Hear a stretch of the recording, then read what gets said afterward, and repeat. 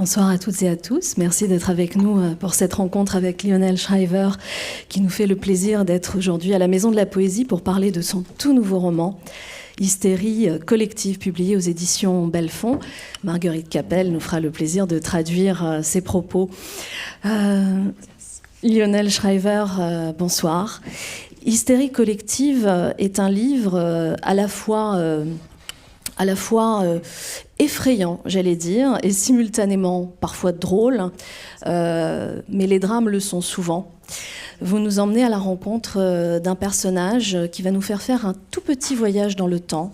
Nous partons en 2013 et nous allons revisiter cette très proche période de notre histoire contemporaine à travers le regard d'une femme, professeure à l'université, qui s'appelle Pearson.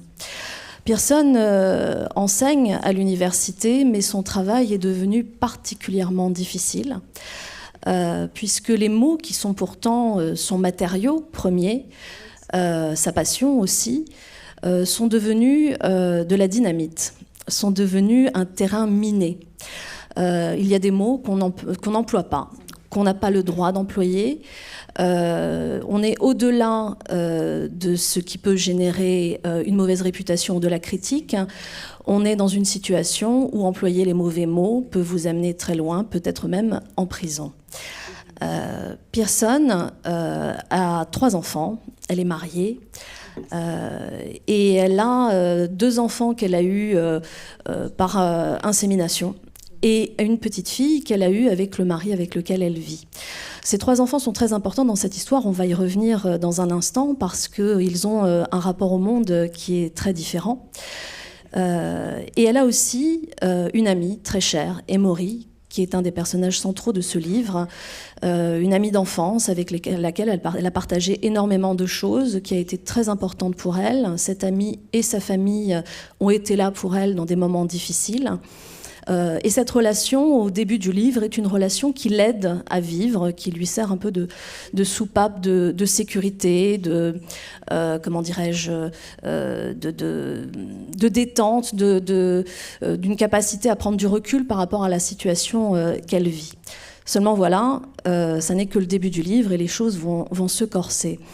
Ma première question, Lionel Shriver, c'est qu'est-ce qui vous inspire le besoin de raconter ces années-là en particulier, c'est-à-dire entre 2013 et 2017, si ma mémoire est bonne? Pourquoi faire ce petit pas en arrière et nous emmener dans cette période pour nous raconter l'histoire de Pearson?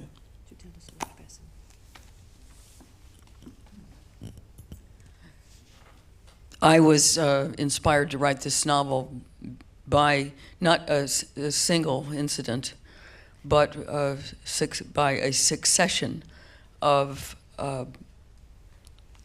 social manias, or as the book says, collective hysterias that we went through in quick succession. And I say we, it's not just in the United States, but really across the Western world. Suddenly we were consumed with transgenderism starting about 2012. And that's the first of what I perceived as this sequence of weird psychic contagions. Black Lives Matter, Me Too, the COVID lockdowns, the hysteria over climate change, whatever you may think of it. And I wasn't worried so much about each one, but I was concerned about the larger phenomenon that we are so susceptible to getting completely obsessed with something that we didn't give a toss about 5 minutes earlier. And that capacity in the human race explains a lot historically, and a lot of what it explains is bad. So that's why I said it in 2011. It was 2012 when all these documentaries came on about little boys in dresses who wanted or even needed a sex change. So I wanted to get behind all of these manias that I and make and invent my own. And if I invented my own, then I could get behind it and talk about all of them as a larger phenomenon. And so, aside from the COVID lockdowns, none of those things actually happen in my alternative history.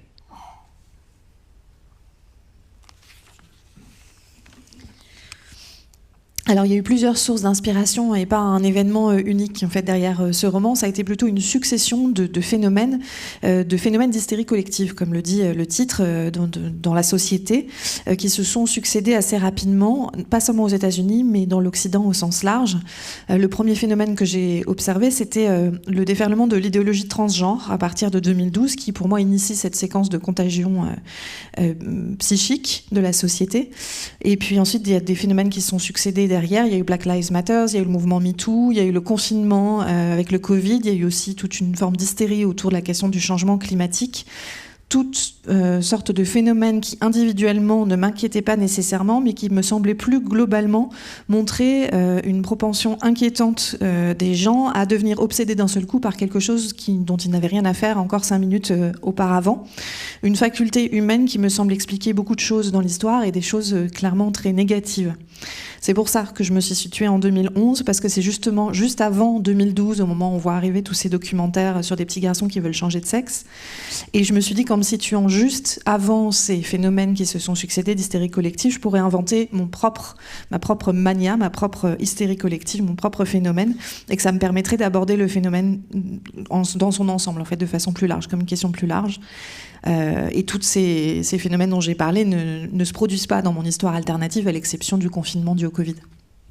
Alors, je disais que Pearson est professeure, mais Pearson, pour mieux la comprendre, puisque c'est elle qui va nous guider dans ce monde alternatif, elle nous fait remonter aussi encore le temps pour comprendre où elle a grandi, dans quel environnement. Elle a grandi dans une famille de religieux fanatiques, avec énormément d'interdictions, avec l'impossibilité de s'exprimer en tant que petite fille, adolescente, de vivre sa vie comme elle l'entend. Et déjà là, il y a un point de fracture. Pourquoi, avant de nous lancer dans son histoire, on va dire plus contemporaine, pourquoi est-ce que vous choisissez d'en faire une personne qui a vécu d'abord ce confinement mental, j'allais dire?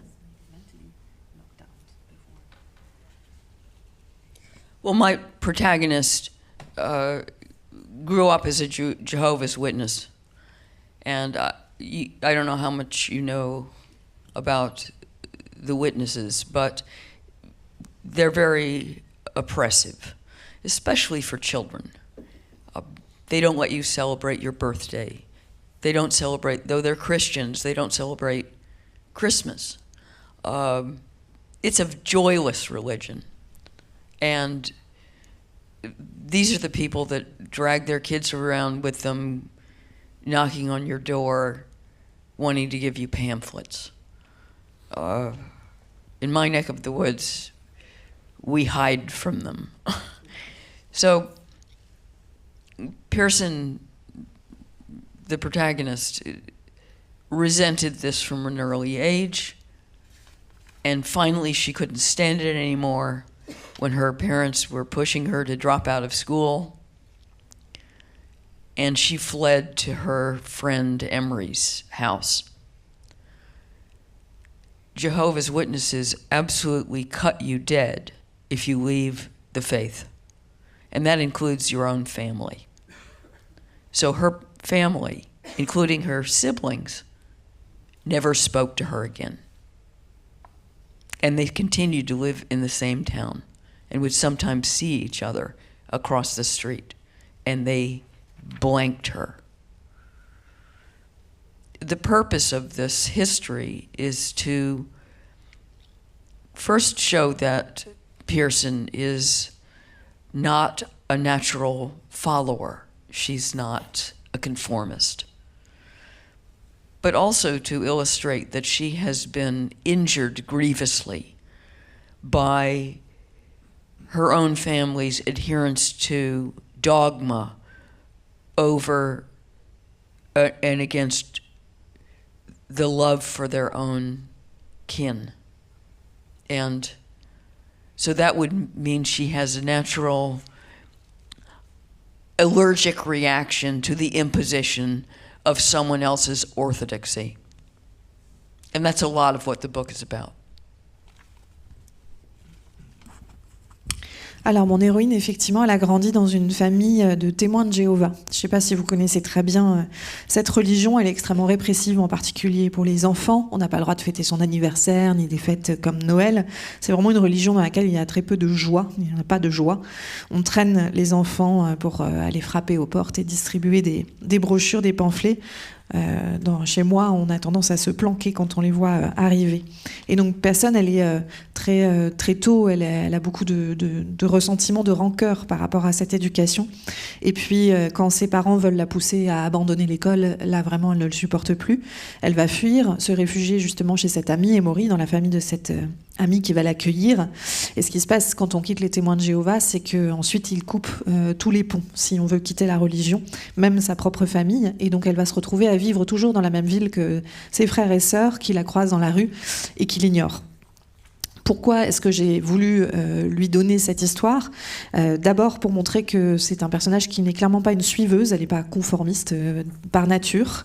Et puis ensuite pour montrer aussi à quel point elle a pu être blessée terriblement par l'adhésion de sa famille à un dogme qu'ils ont privilégié à l'amour pour leurs propres enfants. Donc elle va avoir une allergie naturelle à toute autre orthodoxie qu'on essaierait de lui imposer, et c'est évidemment le sujet du livre. Et c'est une manière, j'imagine aussi, de dire que, indépendamment de ce que raconte une idéologie, qu'elle soit dans un sens ou dans l'autre, ce qui fait réagir Pearson, c'est d'être forcée d'adhérer, et c'est de ne pas pouvoir penser par elle-même. Parce qu'en réalité, le monde dans lequel elle vit une fois adulte est un monde qui veut lui imposer, certes, des choses très différentes de ce qu'elle a vécu quand elle était petite, mais c'est à nouveau une imposition.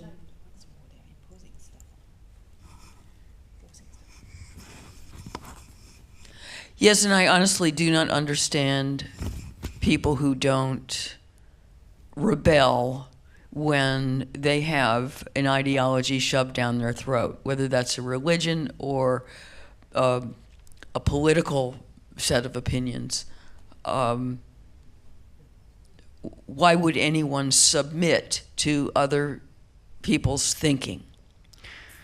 But I suspect that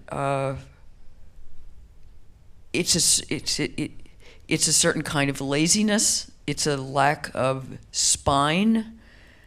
And on top of that, it is a kind of Darwinian survival mechanism. Because when everyone around you appears to believe the same thing, it's dangerous to push back. And I think we've seen that during the last 10 to 15 years, especially in the Anglosphere, because it has been genuinely dangerous, especially to your career. You're not necessarily going to be shot on the street, but in professional terms, you might as well have been shot if you spoke against transgenderism, or you didn't support Black Lives Matter. I mean, or if you thought there was something wrong with COVID lockdowns. It's dangerous. So it makes a certain evolutionary sense to go along with whatever's happening at the time, because you'll survive to the end of it. And I can vouch for the fact that when you say, excuse me, the emperor has no clothes, it's not in your interest. You get in trouble. You have people attack you, and if you're not destroyed professionally, you'll at least miss out on a lot of opportunities that if you'd gone along with things and said what you're supposed to say would have been offered to you. And I think that's the main way that I've personally suffered from being outspoken, is that the literary world has closed its doors. I haven't been canceled, but I don't get opportunities that other writers who are more cooperative get.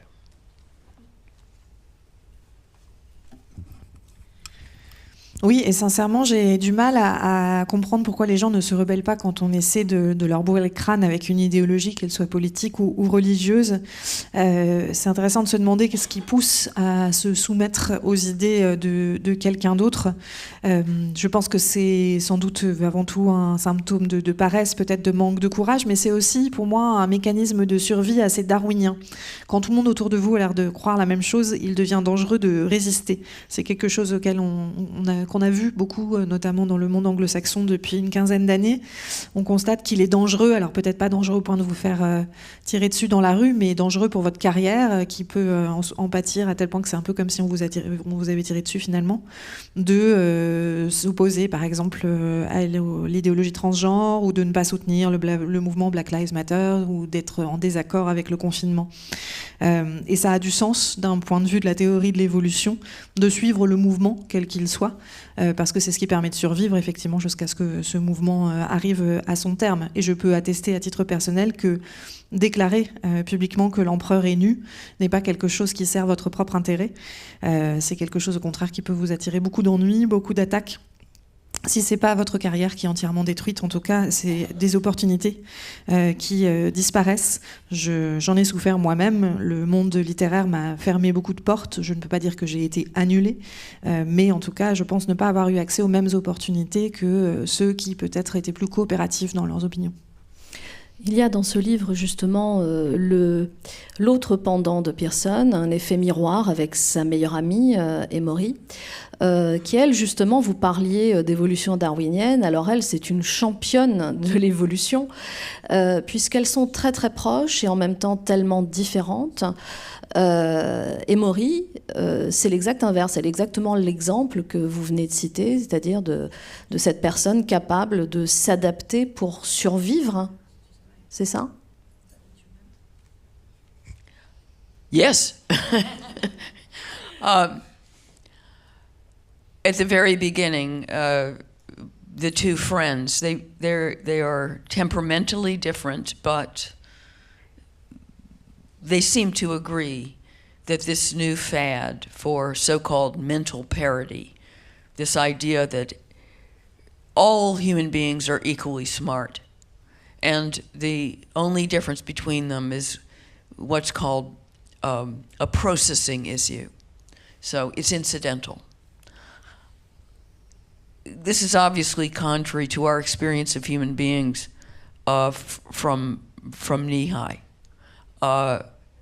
We start picking up that some people are more on the ball than others before we can talk. So this defies the experience of your whole life. So they both women think it's ridiculous. But they're very different. Pearson, my protagonist, continues to push back against an ideology that she finds ludicrous.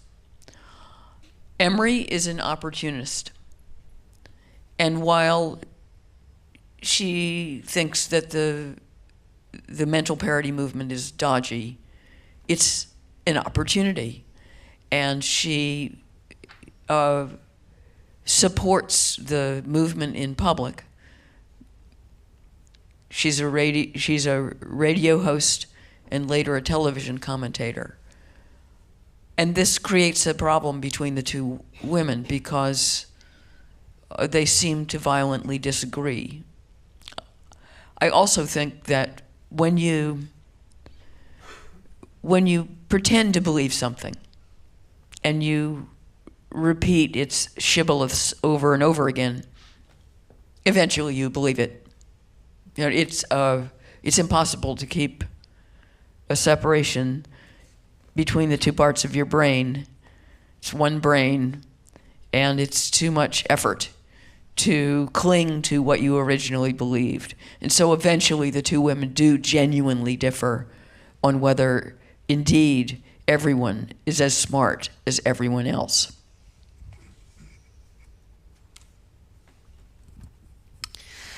Oui, alors au tout début, les deux amies ont visiblement un tempérament, un caractère différent, mais elles ont l'air plutôt d'accord.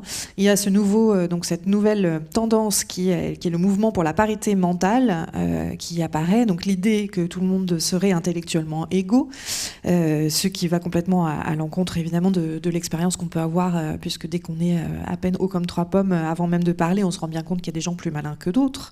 Mais donc il y a ce nouveau phénomène qui voudrait qu'il n'y ait aucune différence intellectuelle entre les gens, et les deux femmes au départ trouvent ça a priori ridicule, mais elles sont très différentes effectivement, et Pearson, donc mon héroïne, elle va résister à cette idéologie qu'elle estime absurde, tandis qu'Emory est une opportuniste, et donc elle trouve ça elle aussi complètement foireux, mais néanmoins elle voit justement l'opportunité, et donc en public elle va apporter son soutien à ce nouveau mouvement.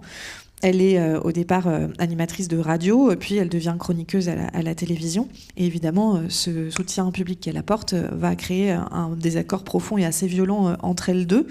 Et je crois aussi profondément que quand on fait semblant d'adhérer à des idées, et qu'on répète ce credo régulièrement, on finit par y croire, parce que c'est trop difficile de séparer son cerveau, son esprit en deux parties, ça demande trop d'efforts, de s'accrocher aux idées qu'on avait au départ, et donc à la fin, elles auront effectivement un point de vue tout à fait différent sur cette histoire de parité mentale. Alors, ce qui est terrible pour Pearson, c'est que je le disais tout à l'heure, elle est professeure, son matériau, c'est les mots, et les mots sont piégés. On n'a pas le droit d'employer le mot stupide, on n'a pas le droit de dire que quelqu'un est formidable, on n'a pas le droit... Il y a plein de mots qu'on n'a pas le droit de prononcer, tout mot qui pourrait potentiellement différencier une personne d'une autre. Alors évidemment, quand on enseigne la littérature, c'est très problématique, mais je me disais qu'au-delà de l'exemple que peut donner le fait d'être professeur et d'illustrer votre propos dans ce livre, est-ce que c'est pas aussi une manière de nous dire que les mots sont politiques au sens large du terme, que la sémantique est politique et que finalement c'est toujours par là que l'autoritarisme arrive?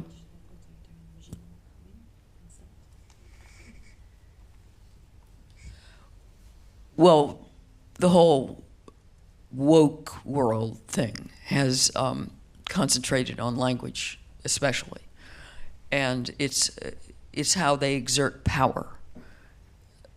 You're effectively instructed that you may not use certain words and you have to use others. So you can't say anymore obese person.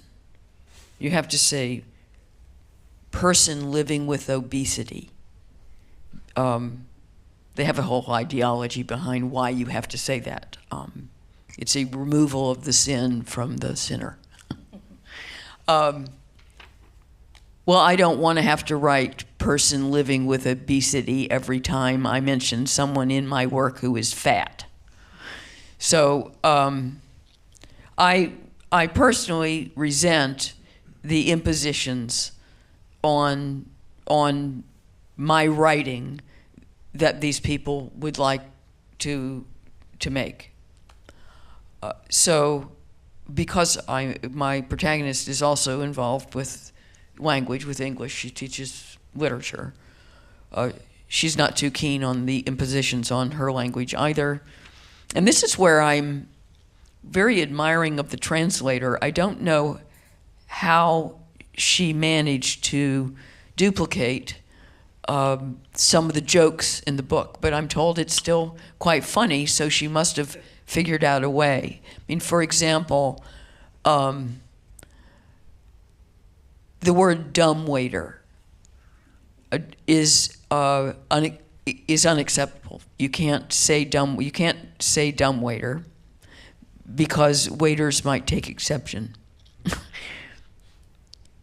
But the word dumbwaiter in French, as I understand it, doesn't have the word dumb in it, right? So what did the translator do? I have no idea. She would have had to make something else up. So I'm very admiring of a translation that managed to make this book still funny.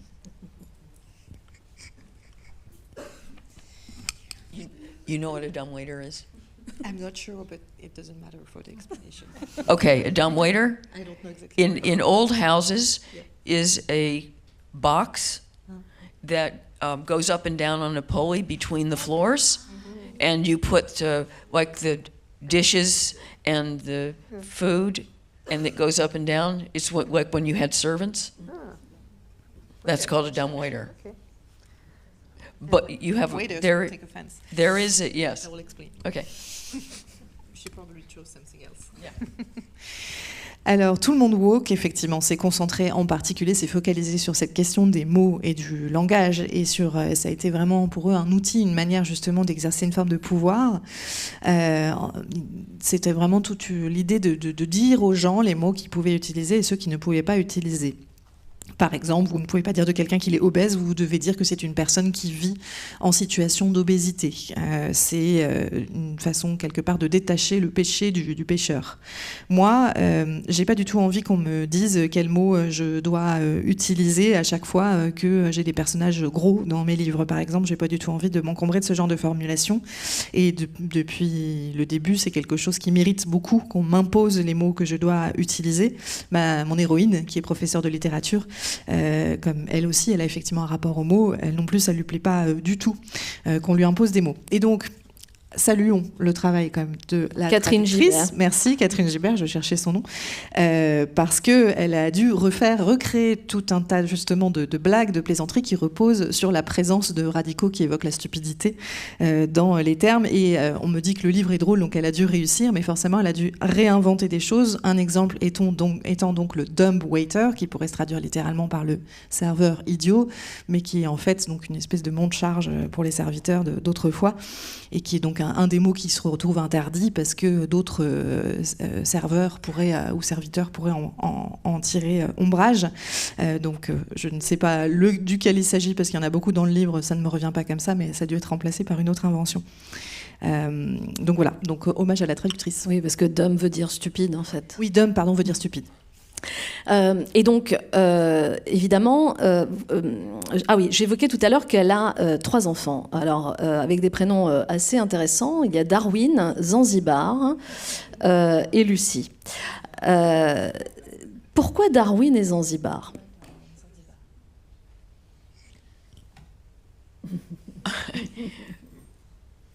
Well, they're just exotic names, right? And I use those partly to illustrate a difference between Pearson and her. I don't think they're actually married, but her partner. And the partner he wants to fit in, and he wants his kid to have, because the youngest is the only one that is biologically his, and he wants her to have an ordinary name so she'll fit in. So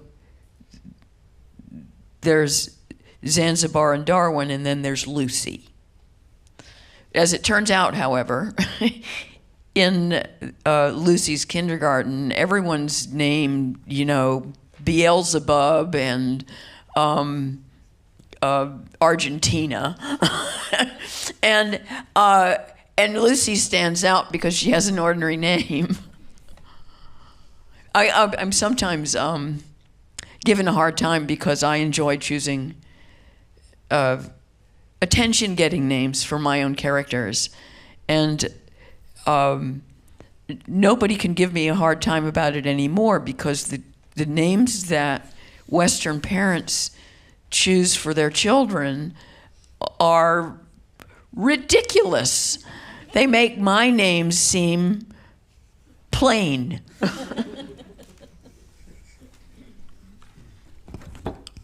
Alors, ce sont des noms exotiques, effectivement, Darwin et Zanzibar, et c'est une façon d'illustrer les différences qu'il peut y avoir entre personnes et son compagnon. Je ne crois pas qu'il soit marié, parce que ce compagnon, c'est le père de la petite dernière, justement, et lui, il est plus conformiste, il a envie de s'intégrer, et donc il veut que sa fille ait un prénom ordinaire, qu'elle puisse s'intégrer dans la société. Donc c'est pour ça que les 2 premiers s'appellent Darwin et Zanzibar, et que sa fille biologique à lui, elle s'appelle Lucie. Sauf qu'à la maternelle, ils ont tous en réalité des noms absurdes, et donc Lucie, elle se distingue avec avec son prénom plutôt ordinaire finalement. On m'a longtemps souvent critiqué parce que j'aime bien justement donner des noms à mes personnages qui attirent énormément l'attention. Mais aujourd'hui, c'est plus du tout possible parce que les noms que les parents occidentaux donnent à leurs enfants aujourd'hui sont vraiment complètement ridicules. Les biens paraissent presque plats. Alors, l'autre particularité de ces 3 enfants, ça n'est pas seulement leur prénom, c'est que Darwin et Zanzibar se distinguent aussi par une intelligence exceptionnelle. Et ce que vous nous racontez, me semble-t-il, aussi à travers ces enfants, c'est les dégâts, c'est la douleur que ça peut représenter pour ces enfants qui ont des compétences et qui sont confrontés à la nécessité de faire taire leur intelligence, de s'interdire d'évoluer, alors que Lucie, qui n'est pas stupide, mais qui semble rentrer vraiment dans les rangs, va finalement, d'une certaine façon, se développer de manière beaucoup plus épanouie dans cet environnement.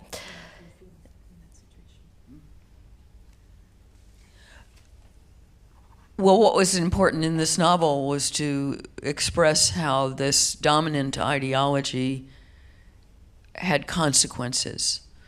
Most of all, had consequences for my characters as well as for the society. So the older 2 children in the family are exceptionally bright. And under ordinary circumstances, you would expect them to be very successful as adults and to stand out in their schooling. They're classically gifted children. But in the time of the mental parity movement, everyone is dumbed down, all the classes are dumbed down, because in order for everyone to be the same, then they all are educated as if they're stupid. And the kids, instead of thriving, become depressed and withdrawn. And you can tell that this is a terrible waste of human capital. The youngest is a tattletale and has also been raised entirely during the reign of the mental parity movement and knows nothing else. So in a way, it's not her fault. So she just buys it hook, line, and sinker, and at a certain point turns her mother in to the school authorities for saying banned words at home.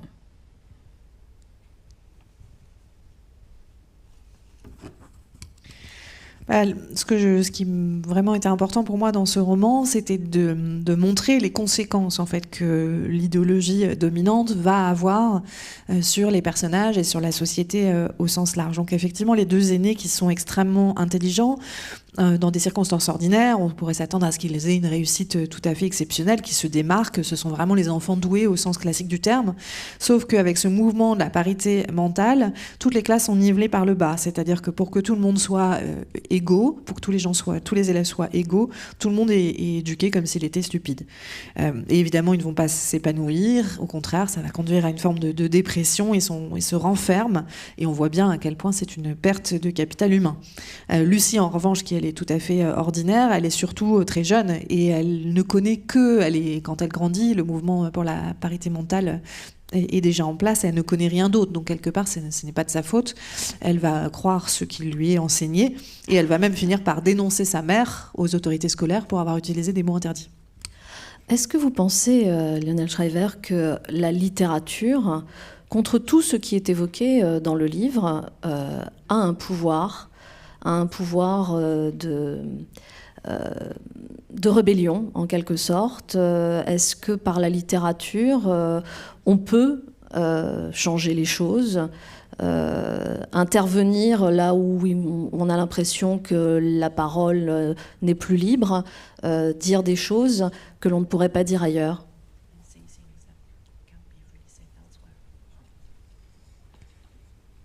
Well, I certainly use novels as a route to saying things that are difficult to say elsewhere. And I am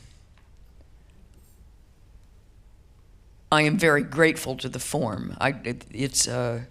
it's possible to deliver a more complicated message than in just straight opinion journalism, which I also write a lot of. But I wouldn't oversell fiction as a means for social transformation. I think the main power of a novel is to transform the few hours that you spend reading it. And I think that's a lot, right? If you add up all the hours that people spend reading this book, then that's a lot of influence. It means it changes what your life is like and what you're thinking about for that period of your life.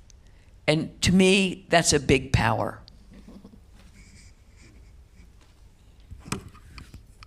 Alors moi, en tout cas, j'utilise clairement la forme romanesque pour dire des choses qui sont compliquées à exprimer ailleurs, effectivement, et c'est une forme à laquelle je suis reconnaissante, justement, dans ce qu'elle rend possible, le fait de délivrer des opinions plus complexes que le journalisme, que je pratique aussi par ailleurs.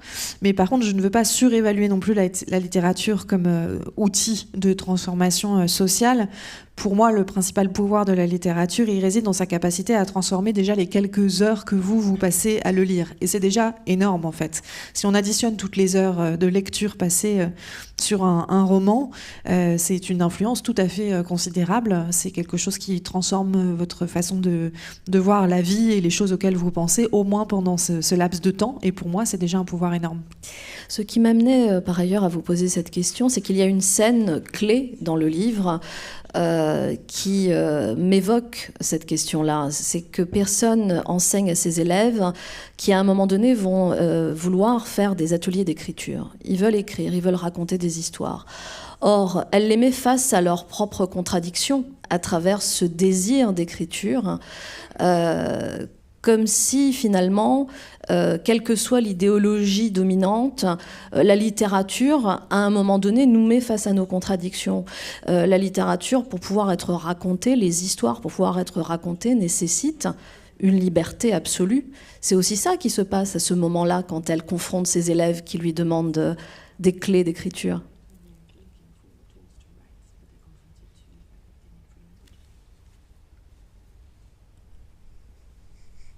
Well, I think the sense of constriction of this immediate era has produced very bad art. And there haven't really been that many great novels during this period, if we, discount mine. And there's a reason for that. There's not a sense of freedom. People are very self-conscious. They don't want to offend anyone. And I don't think you can write a good book without throwing caution to the winds and writing whatever the hell you feel like. And that's the way I still write. And I'm hopeful that we're gradually coming out of an era. Sometimes the freedom that we seem to be rediscovering takes a rather unfortunate form.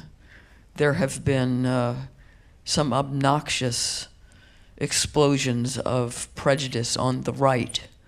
It's almost like it's obnoxious for the sake of being obnoxious. It's the kind of speech that's legal in the United States and often not legal in the EU. I'm willing to put up with that stuff if we can rediscover genuine artistic freedom, which is, you're going to make mistakes. You are going to offend people. Sometimes you'll write a bad book, but the imagination needs room to knock ideas around. And I think novels are often more interesting when they're skirting the unsaid, skirting something that is socially dangerous. And that's the area where I like to write. And it tempts the reader to as a character in my fourth novel says, to think abominations.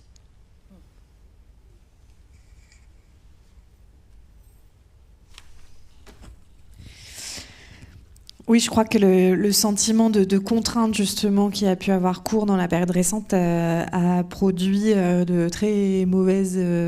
été très mauvais pour la production artistique, ou a produit des œuvres de mauvaise qualité. Il n'y a pas eu beaucoup de grands romans pendant cette période récente, à part les miens bien sûr. Et je pense qu'il y a une raison à ça. C'est que je crois qu'il y a une vraie perte de liberté quand les gens ont peur de mal faire, qu'ils ont peur d'offenser quelqu'un. Et je crois qu'en fait, si on ne balance pas les précautions par la fenêtre, on ne peut pas écrire un bon livre si on n'écrit pas exactement comme on veut le faire. Mais j'ai bon espoir qu'on soit en train de sortir de cette phase-là, même si parfois la redécouverte d'une liberté, la reconquête d'une liberté peut passer par des moments assez ennuyeux. Et aujourd'hui, effectivement, il y a beaucoup de choses assez offensantes ou agressives qui sont dites à droite notamment, et avec une certaine complaisance pour le fait de le faire, des choses qui probablement sont légales à exprimer aux États-Unis mais qui ne seraient pas légales ici dans l'Union européenne. Et évidemment c'est regrettable, mais je suis plutôt OK avec l'idée de m'accommoder de ça si ça signifie que la liberté redevient possible, une véritable liberté artistique. Il faut peut-être en passer par là. Je pense qu'effectivement on offensera des gens, il y aura des mauvais livres qui seront écrits, mais les livres les plus intéressants pour moi s'écrivent hors de toute contrainte, et surtout ils s'écrivent sur des sujets qui sont justement en général de l'ordre du non-dit, et qui sont des sujets considérés comme dangereux. En tout cas, moi, c'est la zone dans laquelle j'aime écrire. Et comme le dit un personnage de mon 4e roman, ce que j'aime, c'est pousser le lecteur à penser l'abomination.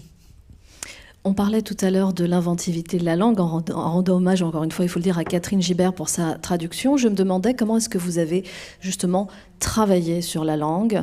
Est-ce que les mots que vous avez choisis, ceux que vous avez aussi peut-être inventés, c'est quelque chose que vous avez fait de manière méthodique, vous avez fait des glossaires, vous avez réenvisagé la langue, ou est-ce que c'est venu au fil de la plume dans des situations ? Well, I made a project of looking for all the words I could find in English that had anything to do with intelligence, which in this world I'd created would be taboo to use. And I put together a list. I put together a long list of anything that had to do with stupidity, and then I put together another list of anything that had to do with cleverness, and some of them were obvious. I mean, in this world you could no longer say someone was an idiot, right? But you could also not use a dumbbell, right? And that project was a lot of fun. It was a lot of work. I used my thesaurus. I looked, but it required some association, because dumbbell is not going to be listed under, or necessarily under, stupid in the thesaurus, right? Much less dumb waiter.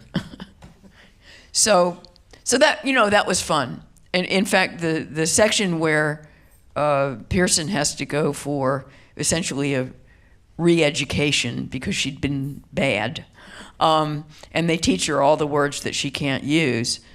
I had to cut it down in the final version because it was too long. I'd had too much fun.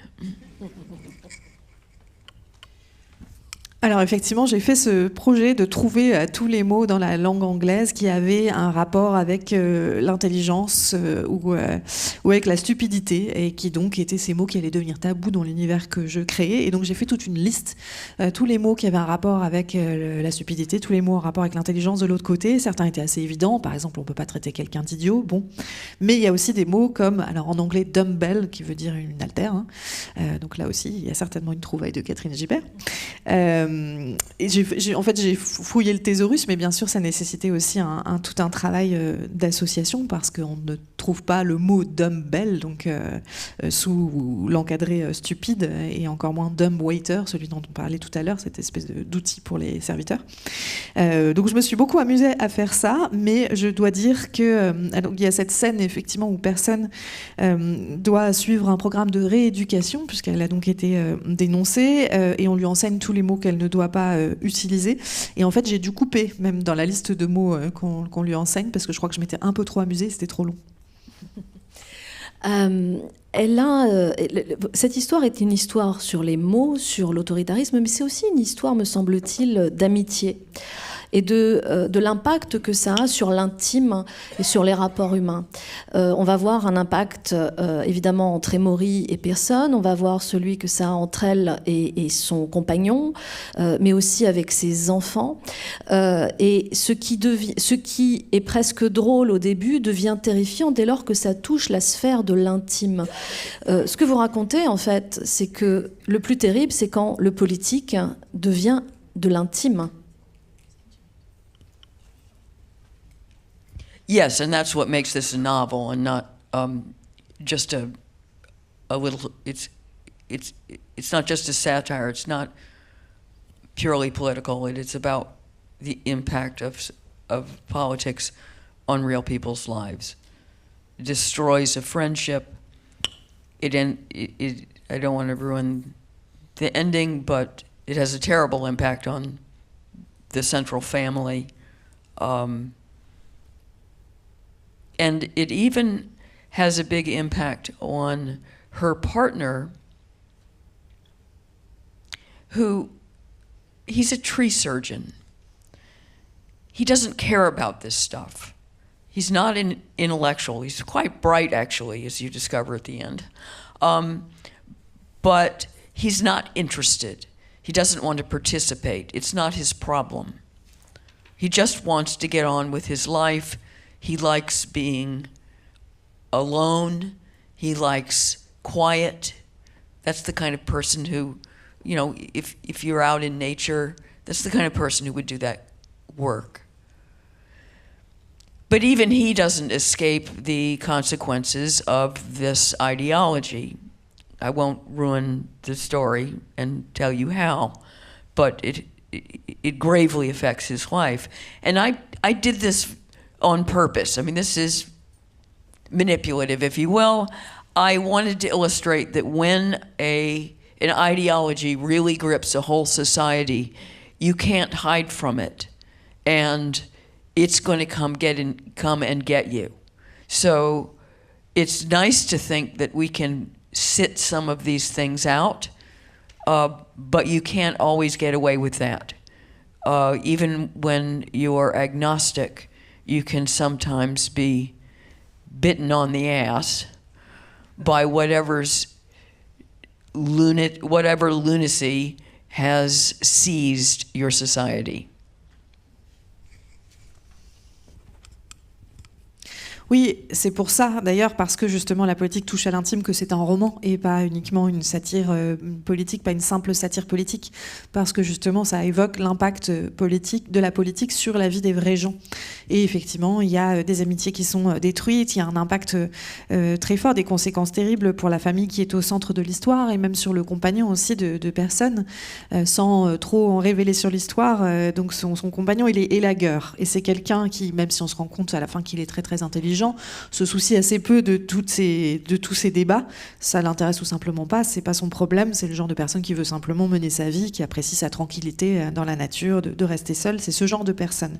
Mais lui non plus ne va pas échapper aux conséquences de l'idéologie qui s'impose dans la société où il vit, et ça va avoir un impact très grave sur sa vie, et c'est fait exprès, c'est une sorte de technique de manipulation en quelque sorte, mais ce que je voulais, c'était montrer justement que quand une idéologie s'empare d'une société, personne n'est à l'abri, même si on croit pouvoir peut-être rester sur la touche et ne pas être concerné. En réalité, on est rattrapé, et même les agnostiques finiront effectivement mordus aux fesses par les folies qui s'emparent de la société où ils sont. Ce qui m'amène à vous demander, malgré tout ce que vous nous avez dit tout à l'heure, quand vous écrivez, est-ce que vous avez besoin de vous rappeler vous-même à l'ordre et de vous dire si je vais écrire ça, même si quelque chose vous dit à l'intérieur de vous que ça pourrait être considéré comme répréhensible ou mal vu, ou que ça pourrait générer de mauvaises réactions, ou est-ce que vous n'avez pas du tout ce garde-fou ou ce personnage dans la tête qui viendrait regarder par-dessus votre épaule quand vous écrivez? Okay, first of all, I like making trouble. It's crucial that I don't feel that anyone is looking over my shoulder, especially in a first draft. I give myself permission to write anything. It's not that I don't subject the manuscript to scrutiny. I always go through it. If there's a danger of my being misunderstood, then that needs to be fixed. I never want to be misunderstood. So if I've made a joke that is in danger of falling flat, if I've written something that is hurtful to no purpose, right? Then I get rid of it. But, I hate writing about the writing process, but this is a matter of process. You write whatever, and then you subject it to scrutiny. And that doesn't mean that you get rid of all the risk. In fact, you may carefully preserve the risk, but it should be precise. You know what the risk is, and you're taking that risk on purpose. It shouldn't be an accident. This is especially the case with my newest book, which isn't in French yet, which is about immigration.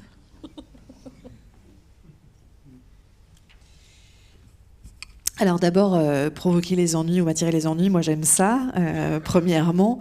Mais effectivement, c'est crucial pour moi justement de ne pas avoir l'impression qu'on regarde par-dessus mon épaule quand j'écris, en particulier le premier jet. Je m'autorise à écrire absolument tout ce que je veux, ce qui ne veut pas dire bien sûr qu'après le manuscrit ne va pas être soumis à d'autres regards. Ce qui m'importe surtout, c'est de ne pas être mal comprise. Donc s'il y a une blague qui tombe à plat ou quelque chose qui semble faire du mal pour rien, qui n'a pas forcément d'utilité, évidemment je retravaille les choses. C'est une question évidemment de processus d'écriture. Moi je déteste les écrivains qui parlent de leur façon d'écrire, mais c'est bien de ça dont il s'agit. En tout cas, ce que je fais, c'est que je m'autorise à écrire absolument ce que je veux, et qu'ensuite effectivement il y a une phase de relecture. Ce n'est pas une manière d'éliminer le risque, au contraire c'est une manière de le préserver, mais de le connaître et de pouvoir l'assumer, en prendre la responsabilité. Il ne faut pas que la prise de risque elle se fasse en fait de façon aléatoire, ça doit pas être un accident. Et c'est particulièrement vrai, cette prise de risque qui existe toujours dans mon nouveau roman, pas encore traduit en français, qui parle de l'immigration.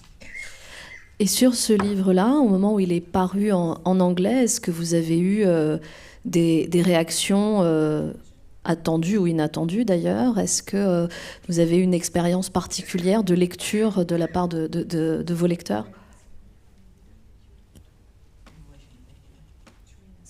Oui.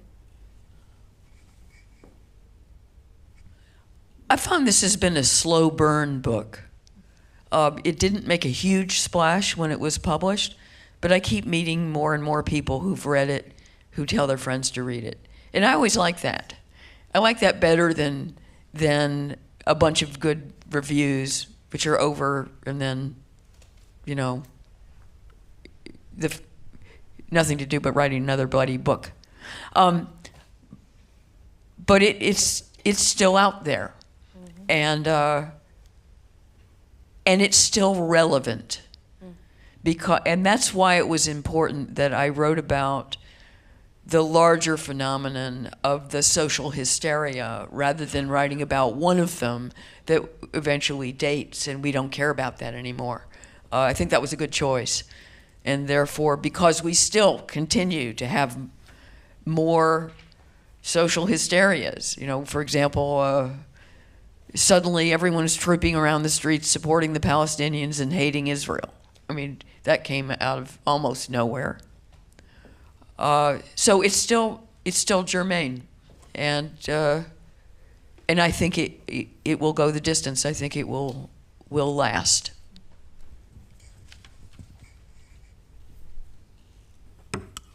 Alors je crois que c'est plutôt un livre entre guillemets à combustion lente, c'est-à-dire un livre qui dure dans le temps. C'est pas un livre qui a fait un gros buzz d'un coup. C'est plutôt des lecteurs qui l'apprécient, qui le recommandent et il continue comme ça à faire son bout de chemin. Et d'ailleurs ça me plaît davantage quand ça se passe comme ça. Le livre est toujours là, il me semble toujours pertinent et ça c'était important pour moi et c'est pour ça que je voulais écrire sur ces phénomènes d'hystérie collective de façon générale et pas sur un phénomène en particulier. Je pense que ça a été un bon choix parce que ce sont des tendances auxquelles on continue à être confronté. Il y a de nouveaux phénomènes d'hystérie collective qui continuent à se produire. Récemment, tout le monde qui descendait dans la rue pour défendre les droits des Palestiniens et détester Israël, et c'est un phénomène qui semblait là aussi surgir de nulle part. Je pense que c'est un livre, en tout cas, qui continuera, qui tiendra la distance. Ma question sous-jacente était, est-ce que vous avez eu des réactions négatives ou particulièrement positives aussi de gens qui auraient une inquiétude par rapport à ce rapport au langage? I got some negative reviews, yeah. From the left, unsurprisingly. Usual suspects. And in some ways, it's a little too easy for me to dismiss them because they're so politically motivated. It means I don't have to take them too seriously. And actually, the most interesting review this book got was on NPR, and NPR is fantastically left-wing. And this book is aimed at the people who work at NPR. That reviewer clearly wanted to hate it and just couldn't. So, yeah, I mean, she was so annoyed to like it. And that's my favorite review that this book has got. Oui, j'ai eu des critiques négatives, principalement venues de gauche, pas de surprise, les usual suspects. Mais ce serait facile de les ignorer, évidemment, parce qu'elles sont motivées politiquement. Donc je peux ne pas les prendre trop au sérieux. Mais pourtant, la critique la plus intéressante que j'ai reçue pour ce roman, elle est venue d'une journaliste de NPR, qui est vraiment classée très très à gauche. Le livre vise précisément les gens de NPR. Et cette critique avait manifestement très très envie de détester le livre, et elle n'a pas réussi. Et ça avait l'air de l'agacer profondément, d'avoir apprécié le livre, et c'est vraiment la critique préférée que j'ai eue. Peut-être pour finir sur une note joyeuse, je me demandais l'humour qu'il y a dans le livre, qui est quand même omniprésent, même dans les moments les plus tragiques. Est-ce que c'est quelque chose qui, pour vous, est réfléchi, l'ordre du mécanisme narratif de l'écrivain, ou c'est quelque chose qui vous vient naturellement? Est-ce que c'est parce que c'est un humour situationnel et que vous ne pouvez pas vous empêcher de l'écrire ainsi? Ou est-ce qu'il y a une volonté de mettre un peu de dérision dans le livre? I can't help myself. Yeah, I have to remain amused while I'm writing the book. And so while I'm entertaining myself, I entertain you. I really like humor in fiction, and I find that people are just so grateful for the opportunity to laugh at something. And I think I probably do write so-called serious literature, but I never take that label too seriously.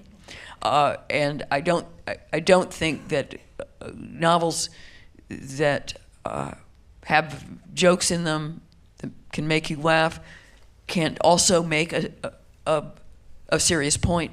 So I like to do both. I think this book is a very good example. The satire side of it is meant to be comic. The falling out of the friends is deadly serious and quite sad, actually. But I like being able to cash in on both modes of communication and it's a kind of 2-for-1 sale.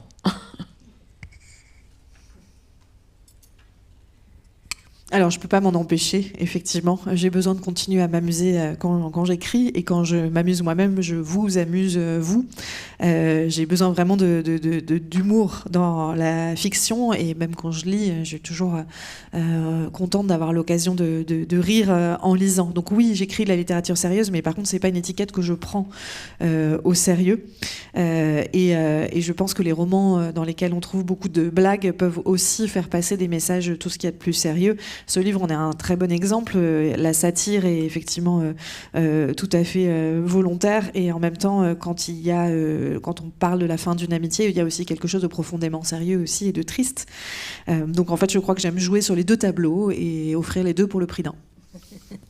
Lionel Shriver, vraiment un immense merci. On va vous retrouver dans un instant en dédicace. Hystérie collective, c'est le titre de votre nouveau roman. C'est publié aux éditions Belfond. Un grand merci à Catherine Gibert qui l'a traduit. Merci à Marguerite Capel d'avoir été votre interprète aujourd'hui. Et merci à vous tous d'avoir été avec nous.